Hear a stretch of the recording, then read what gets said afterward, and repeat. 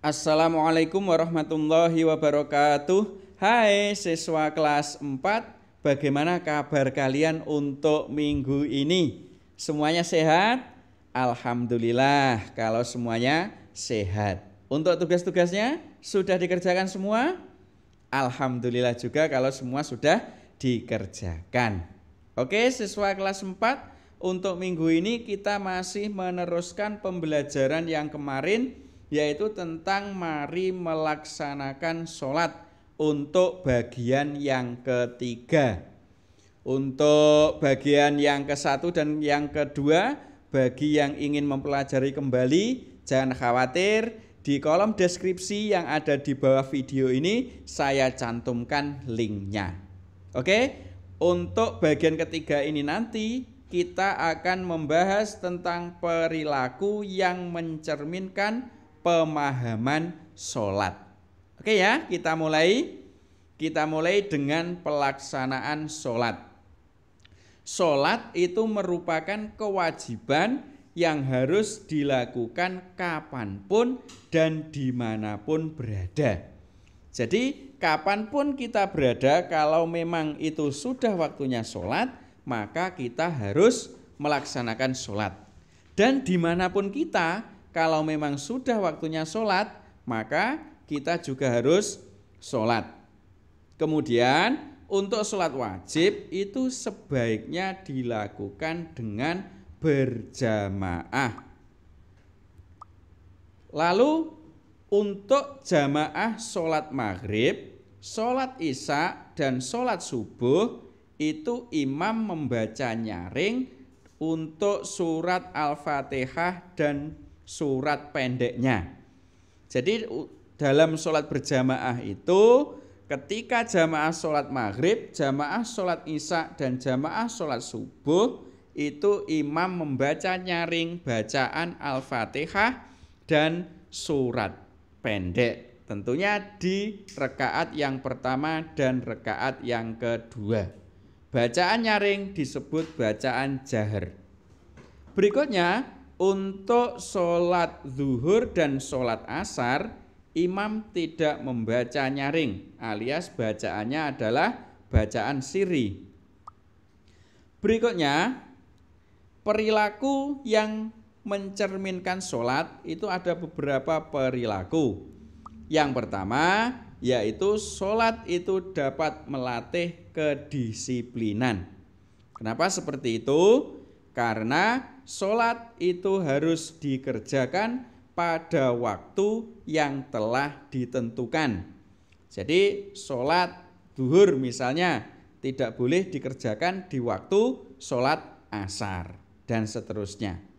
Dengan demikian, karena waktu sholat itu sudah ditentukan, berarti itu bisa melatih kedisiplinan kita. Oleh karena itu, kita dalam kehidupan sehari-hari juga harus disiplin. Berikutnya, perilaku yang mencerminkan atau perilaku pencerminan sholat yang kedua adalah sholat itu bisa melatih kekompakan. Utamanya ini sholat berjamaah. Karena pada sholat jamaah, sebelum mulai imam pasti selalu memperhatikan kesiapan makmum. Kalau makmumnya sudah siap, maka sholat jamaah bisa dimulai. Dan ketika imamnya ruku, maka makmum juga ikut ruku. Oleh karena itu, sholat berjamaah bisa melatih kekompakan kita. Berikutnya, perilaku pencerminan sholat yang nomor 3 adalah dapat mematuhi perintah ketua kelompok. Ini dicerminkan pada sholat berjamaah. Karena seperti yang sudah saya sebutkan tadi, saat imam ruku, maka makmum ikut ruku. Saat imam i'tidal, makmum juga ikut i'tidal. Nah, kalian ketika melaksanakan sholat itu mengikuti imam, berarti dalam kehidupan sehari-hari kalian juga harus mau mengikuti perintah dari ketua kelompok. Tidak boleh bergerak sendiri-sendiri. Semuanya harus mematuhi dari perintah ketua kelompok. Berikutnya, perilaku pencerminan sholat yang nomor 4 adalah tidak marah jika dinasehati. Ini tercermin dari sholat jamaah. Ketika imam itu salah, maka makmum wajib mengingatkan dengan mengucapkan subhanallah. Itu untuk makmum yang laki-laki.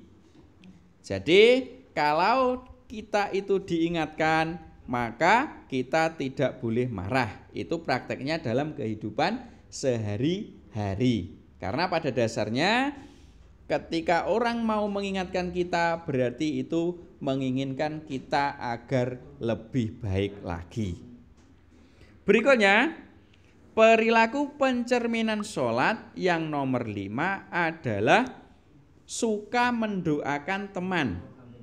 Ini tercermin ketika selesai sholat pasti diakhiri dengan salam. Jadi yang assalamualaikum warahmatullah, kita menoleh ke kanan dan menoleh ke kiri itu artinya adalah semoga Allah melimpahkan keselamatan, rahmat dan keberkahan untukmu. Jadi salam itu intinya adalah berdoa atau mendoakan ya yang kita salami. Jadi kita mendoakan orang lain. Jadi ketika kita melihat sholat seperti itu, berarti di kehidupan sehari-hari kita juga harus suka mendoakan teman kita. Tentunya doa yang baik. Jangan sampai kita mendoakan teman dengan doa yang jelek. Jadi harus didoakan doa yang baik-baik. Berikutnya, perilaku pencerminan sholat yang nomor 6 adalah tidak mengungkit-ungkit pemberian. Nah, ini tercermin pada sholat yang khusyuk. Jadi ketika kita itu sholatnya khusyuk, maka sholat kita adalah ikhlas. Yaitu semua sholat kita itu hanya karena Allah. Dengan demikian karena ikhlas, maka bisa kita praktekkan dalam kehidupan sehari-hari. Kita dalam memberikan sesuatu kepada orang lain, kepada teman kita, tidak boleh diungkit-ungkit. Tidak boleh selalu disebut-sebut.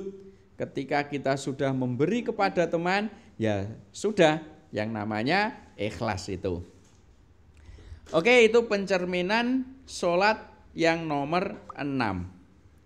Berikutnya, perilaku pencerminan sholat yang nomor 7 adalah tidak suka meremehkan teman. Ini tercermin dalam perilaku sholat. Jadi dalam sholat itu kita selalu merendahkan diri kepada Allah. Karena memang semua kemuliaan itu hanya milik Allah. Dari kita merendahkan diri kepada Allah ini berarti bisa kita ambil hikmahnya di kehidupan sehari-hari bahwa kita tidak boleh meremehkan teman. Karena pada dasarnya kita semua ini adalah kecil di hadapan Allah. Jadi kita tidak boleh merasa sombong. Karena antara kita dengan teman kita itu statusnya sama. Yang membedakan adalah ketakwaan kita kepada Allah. Makanya kita tidak boleh meremehkan teman kita. Itu pencerminan sholat yang nomor 7. Sekarang perilaku pencerminan sholat yang nomor 8 adalah tidak egois. Ini tercermin dalam perilaku sholat jamaah.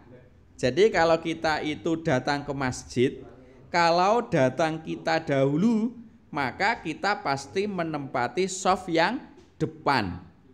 Dan yang datang berikutnya itu tidak boleh menggeser jamaah yang lain.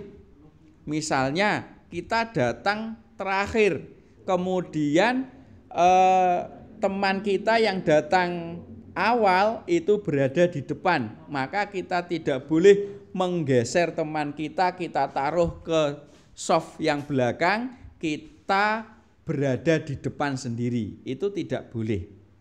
Jadi kita tidak boleh egois dalam sholat berjamaah. Termasuk juga kita tidak boleh egois dalam kehidupan sehari-hari. Egois itu maksudnya adalah semuanya harus sesuai dengan kita. Itu namanya egois, itu tidak boleh. Kita harus menghargai teman kita dan juga harus menghargai orang lain. Itu perilaku pencerminan sholat yang nomor 8. Berikutnya, pencerminan sholat yang nomor 9 adalah tidak mengganggu teman. Jadi dalam sholat itu kita tidak boleh mengganggu teman kita yang sholat. Kenapa kok tidak boleh diganggu? Agar sholat teman kita itu menjadi khusyuk. Demikian juga dalam kehidupan sehari-hari. Kita juga tidak boleh mengganggu teman kita. Jadi kita itu tidak boleh menjahili teman kita. Kita harus menghormati teman kita.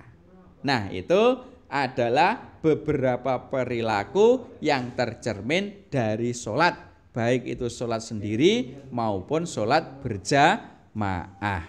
Kira-kira kalian bisa menirukan perilaku yang kita bahas ini tadi? Bisa ya? Pasti bisa. Semoga keterangan yang sedikit ini bermanfaat. Saya akhiri sekian.